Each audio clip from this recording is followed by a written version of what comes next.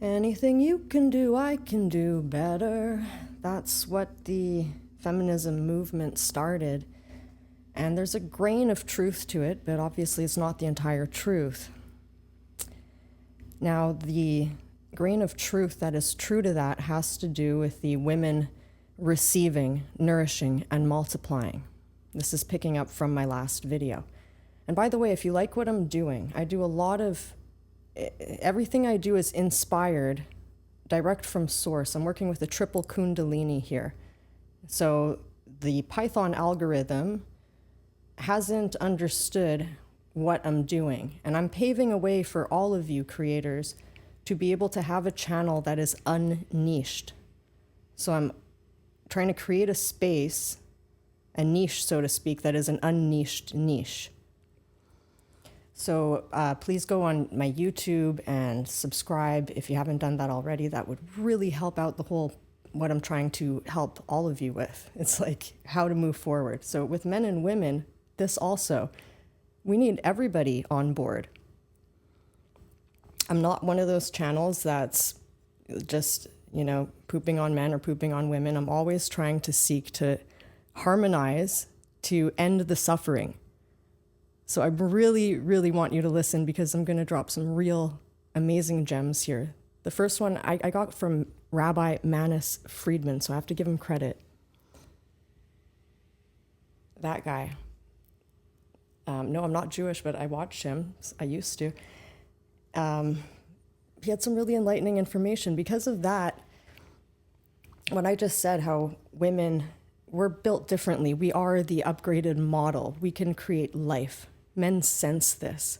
So at the very core, women, this is how men and egos, women's differ, lock in, okay? This is a gem of insight. I have the insight, and we need everybody to work on how to navigate this insight. But first we need to see, open the eyes and ears.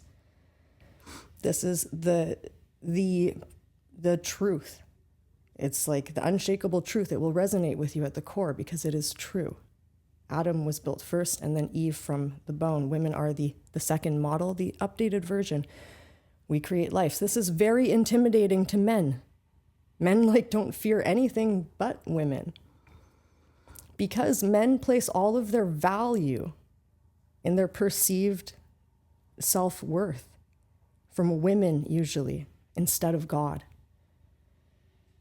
And so with women being BITCHs, a lot of them out there after the Me Too movement, I'm so sorry, guys. It's difficult. It's really hard for you. I know. Life gives us lemons. No, they don't. We create them. Ever heard that? From a bitter orange and a citron.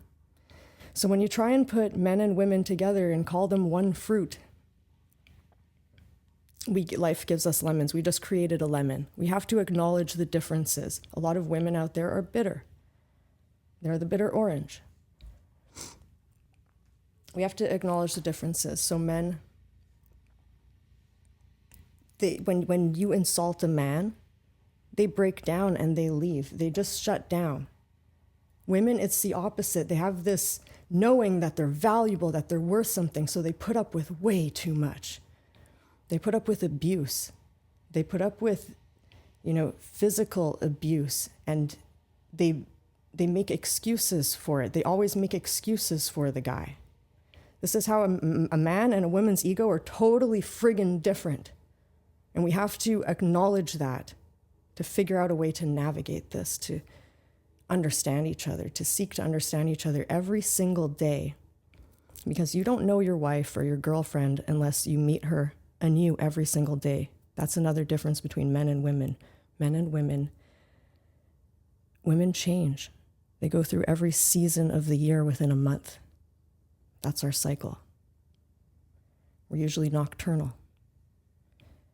Whereas men are usually day creatures, up with the sun. Men have a way of thinking where they compartmentalize and have spaces for things. Women, our minds are a ball of wires where everything is connected to everything, and we can never escape. We don't have that nothing box that a guy can go to. We don't have that woman cave. A man has a man cave. Because a woman's DNA is different. We need to always be alert for a crying baby. So our structure is different, and so are our energetics. And so the women need to learn to stop putting up with all kinds of bullshit and making excuses for the men. And it usually starts with the father. I'm speaking for all women. A lot of my clients have trouble reconnecting with their daughters, the men. They want to. And this is another example where they don't know how to lead, and they're expecting their daughter to lead. And the daughter's often a teenager. Of course, the daughter doesn't know how to lead, but because the daughter insulted the father the last time that she saw him, the father is waiting for, I don't know what, praise, but the daughter's never going to give that. She's just open.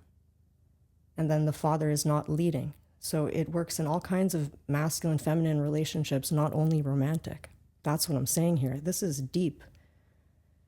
What I'm bringing to you, to this table on social media, is geared to dismantle the suffering program, to dismantle the illusions, the family hypnosis, to awaken you out of the slumber where you just think, well, it's always been like that, so it always will be like that. No, it doesn't have to always be like that, okay? To get out of the suffering program, you have to take off your own mask. Get really friggin' real.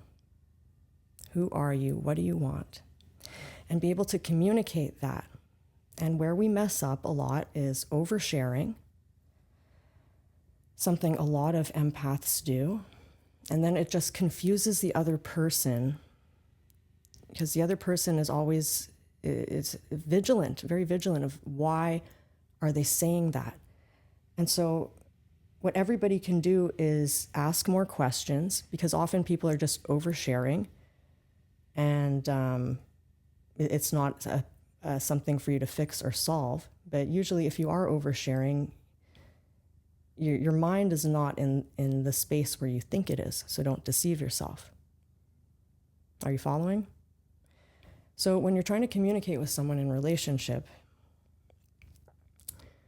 and I'm not saying this is easy, this is just the insight.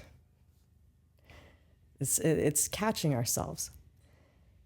Catch yourself when you're feeling guilty. Erase guilt, turn it into a 180. Okay, redefine guilt. Because people have shadow shame and shadow guilt. This is huge with guys. It makes them shut down, and you don't want to look at it. And you just say, I don't feel guilty, but you have this shadow guilt, and all you have to do is look at it and see guilt differently. The whole word repentance, see it as making a 180, a mind shift. That's all repentance is, and that's what will save everything between men and women. It's just being able to go into the mind and make a little mental shift of how you perceive things. That's what repentance is. And women are better at this, way better than men, just because of how our minds are structured and how our egos are structured. See, a woman is always making the excuse for the man naturally. A daughter's love is undying for her father naturally, whereas a son and the son will hate their father, from a very young age if they treat them the way that they treated the daughter, neglect and all that. And so we carry these the childhood learned programs from our parents into relationship, and this is obviously the first thing we need to be aware of. And stop doing that by waking up out of the hypnosis and start asking questions. Where are people coming from? What do they mean? Try to be more precise when you're talking to someone instead of beating around the bush, because a lot of women do that. They dance around subjects because they're terrified of being direct. And that goes back to childhood, the people-pleasing thing. And it happens on the other side around too. So men also try to be direct. Don't dance around subjects. Say what you mean and mean what you say. and end the suffering.